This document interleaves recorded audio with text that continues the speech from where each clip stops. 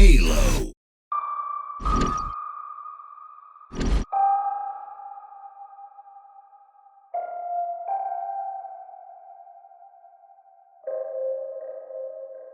There's a story you tell yourself when the world blows up in your face. There's no way you could have seen it coming. No one could have, so there was no way to stop it. This is what lets you sleep at night. But go back in your mind to before it all happened. Replay it in your head, except this time, maybe you'll see it.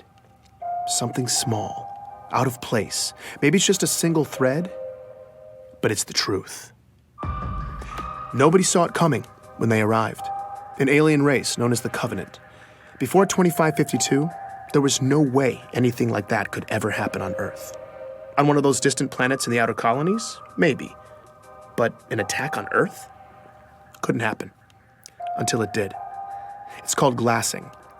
Covenant warships rain plasma down on a planet until everything and everyone on the surface melts. Usually it's complete world destruction. Earth only got a taste. The prolonged orbital bombardment destroyed East Africa, killing millions before it ended. None of us were safe anymore. But something else happened that day too. Or someone. You've heard the eyewitness accounts. Every skeptic has seen the footage. I was there, and yet still to this day, it's unbelievable. A massive man in green armor appeared seemingly out of nowhere in New Mombasa, performed superhuman feats to single-handedly repel a global invasion, and then disappeared? This was the Master Chief. The Unified Earth Government's military body, the UNSC, eventually released a statement. Who he is, where he came from, and that he's continuing to keep us safe. And that was that. But who is the Master Chief? Where did he come from? Is he continuing to keep us safe? I'm Benjamin Giraud, and this is Hunt the Truth. For all us cosmopolitan Earth types who don't venture into the far reaches of space, there's a planet way out in the outer colonies called Eridanus II. If you're thinking of visiting, don't bother. It was catastrophically glassed in a Covenant attack in 2530. But 19 years before it got wiped out, our hero, Master Chief Petty Officer John 117, then known as John, was born in a metropolis called Elysium City. That's where I started. Do I remember him? Oh, yeah, you don't forget a kid like that. That's Dion Govender. He chatted with me from his home in the outer colonies. Dion's retired now, but years ago he taught John at Elysium City Primary Education Facility number 119. Apparently schools in the outer colonies don't have the catchiest names. John was something else. He was sharp and quick, always evaluating the situation. Other kids just gravitated to him, you know? Dion seemed most excited to talk about John's athletic ability. The kids used to play King of the Hill after school. You know, the old game where you wrestle and push each other to try to be the last man standing. I would walk by sometimes, see him playing after school, you know, and without fail, I swear, it was always John standing alone at the top of that hill. Right. Yeah, every single day. Yeah. Matter of fact, I think the other kids ended up fighting for who got to be king halfway up the hill, because nobody was messing with John. I definitely remember John. You're going way... That's Ellie Bloom, another lifelong resident of the outer colonies. When she was young, she and John lived on the same street, just a few houses down. Well, he was a little younger than me, but let me tell you, that boy did not look like a kindergartner. He was a big kid. My friend Katrina and I used to meet him in this vacant lot in the neighborhood. The three of us would build these obstacle courses out of random junk and then race. You know, just kid stuff. As Ellie talked about her early years in Elysium, it wasn't long before she was getting nostalgic. On warm nights, sometimes our parents would let us go out to the green space and lie in the grass. And we'd just lie there, stare up at the stars. It was a nice place to grow up. Finding Ellie was a huge win for me. When a planet's been glassed, tracking down former residents can be damn near impossible. Any records kept locally, paper, hardened data storage, even human memories, after a full-scale glassing, they're just gone. Thankfully, though, the Office of Naval Intelligence, or ONI, had furnished me with a list of interviewees. That's how I'd gotten Dion. But I wanted to go the extra mile with this story. So I'd hit up some of my old connections in the outer colonies looking for more sources. Ellie was my only hit so far. Did you keep in touch with John? No, I wasn't allowed to use Waypoint much when I was little. But I did keep in touch with Katrina. We still talk, actually. You know, she probably remembers John. I'm gonna tell her I talked to you. Wait, what was this for again? It's a military thing? Oh, no, John is the Master Chief. What? Yeah, John became the Master Chief. Like the Master Chief? Yep. Oh my god, no way, are you serious? I'm not kidding you, I'm telling my you. god, that's crazy. Ellie lost her mind for a few minutes. I guess it's not every day you find out that your childhood playmate saved the galaxy. Oh my god, now I'm definitely telling Katrina. I mean, she is gonna freak out. All right, so maybe Ellie wasn't going to be much help.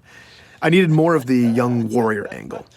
Here's Dion Tell you again. the box's story. No, what's that? Okay, so. Not yet. I taught the primary kids, right? But I also ran this boxing league at the high school. Uh-huh. Now, second week, we're doing drills in the gym. John walks in. Yeah. Now, mind you, John is in 6th grade at the time. I say, hey, John, what's up? He says, I want to sign up for boxing. And I say, John, you're 12. What are you talking about? But John was adamant. But I look at him and he ain't leaving. Right. So I said, okay, what the hell? Figure let it be a formative lesson for the kid. I don't know what it. So I put him in the ring with one of the smaller guys. John pummeled this boy. It was over in about 15 seconds, okay?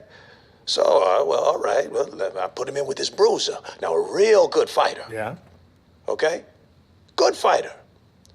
2 punches. John laid him out. 12 years old. I liked talking to Dion. He was warm and funny in that grandfatherly memory lane kind of way.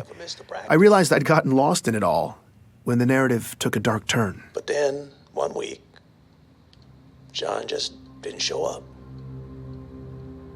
It was 25-24. John was 13. That's when the nightmare of the insurrection that had been plaguing the outer colonies finally landed on John's community. Under pressure from UNSC troops, the rebels were on their last leg, desperately seizing territory in the region and launching paranoid inquisitions to find spies. Civilian abductions and interrogations became commonplace.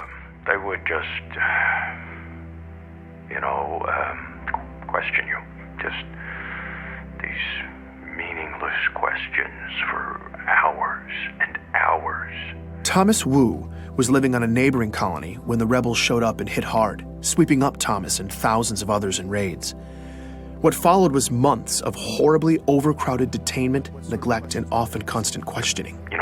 Did you know this guy? What are the encryption codes for this system, that system? And you have no idea what they're even asking you. In the final couple months, Thomas says his captors started coming unhinged. And then toward the end, they just disappeared, They were gone. leaving Thomas and hundreds of others locked up, starving. I don't want to play this part of the interview, but I'll tell you, it got bad. He talks about being packed in like sardines, warm bodies, cold bodies, people dying in the dark, the smell. He doesn't know how long it lasted, maybe weeks, but Thomas and many others survived. They made it out. Well, we helped each other. We looked out for each other. And I mean that was the only way. We made it through to the liberation, and then we left. We never looked back. When I asked him where the survivors relocated to, Thomas began to list off which cities were safe for refugees at the time. Decades later, he can still recite them all from memory. I asked about John's hometown. Perth City. What about Elysium City? No. Insurrectionist cesspool. Yeah, no, they got it bad there. Dion Govender confirms this. In Elysium City, people just disappeared back then. Just happened. Once the insurrectionists took over, whole neighborhoods just got scooped up. This went on for months. Every day. He talks about watching his community get torn apart slowly, every day. I asked him about John. Yeah. Him and his parents. Sean missed the first practice and the last one. Back then, it seemed like everybody had... I'm sorry. No, it's fine. Take your time. It was hard watching Dion break down like this. He just looked defeated. These kinds of interviews are brutal. I wanted to comfort him, but It just felt condescending. Like I have any idea what it was like for him. So we were quiet for a bit. Before we ended, though, he said this. I think that if anything good can be said to have come from all of this, it's that everyone who went through it can know that their struggle wasn't for nothing.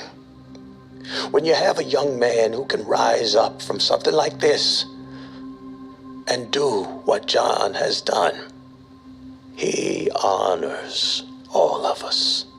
Dion believed in John, the way the rest of us believe in the Master Chief. He made it seem like this tragedy that shaped him was almost necessary. I certainly felt like I had the proper beginnings to a hero's origin story. The story made sense. It felt right. Sometimes you have to go back, though. Look again, because maybe you'll see something small, out of place, that single thread. Later that evening, after my interview with Dion, I was pretty drained, so I spent some time sifting through a bunch of file boxes. I'd paid this scavenger in the outer colonies to dig around and send over any Elysium City documents she could find. The only local government records left were hard copies, but I took them anyway. I was sorting through a messy box of local census registries when I stumbled across John's name. One line of basic information, printed out in black and white. That's when I saw it. A single letter next to his name. D. I was staring at an official document that said quite plainly that in 2517, John died at 6 years old. Please join me for the next episode of Hunt the Truth.